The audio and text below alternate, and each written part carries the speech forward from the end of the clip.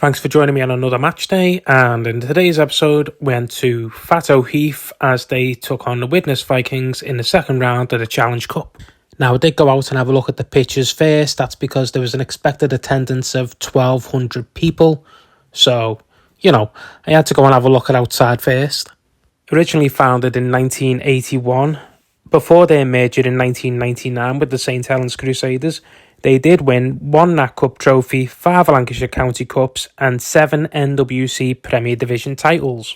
Now, depending on who you speak to, you'll either know them as Thatto Heath, Thatto Heath or Fatty Heath, but we'll stick with Thatto just for today. So as you can see, I started to make my way inside. So as I take a look inside, there's a lot of decorations. There's also a dedication to Steve Prescott here as I walk up the stairs. And following on from that, throughout the club, there is a lot of decoration, a lot of history, a lot of memorabilia. You really need to take time to go and see the club in its entirety. It's fantastic. Now, if you are interested in going to see this club, they come out of Crusader Park on Close Street in St Helens. So if you've got any spare time or a spare weekend, just go down and have a watch. They're very friendly. So with that being said, I made it into the main clubhouse area where the bar was. I found that pretty easy. Plenty of people around, and as you can see, decorated amazingly.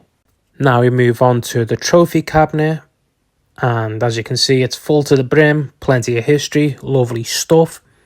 And then I went on to the balcony area, the terrace area, just to have a look over the pitch again. It was starting to fill up. So with that being said, I thought it was a great idea to move on to the kitchen. I ended up getting chicken curry and chips and a refreshment. Both went down in record time and no complaints. Now, if you're looking to join, the club has groups from 6 years old to under 18s. They have an open age men's team and women's team. And they also have the elite team, which you'll see in today.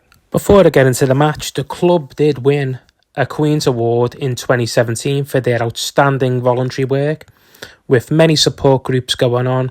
It's fantastic to see a club giving back to their community. Now, the match itself was hard fought. Widnes came out very strong. Thatto Heath gave a good account for themselves, but in the end, Widnes just had a little bit too much.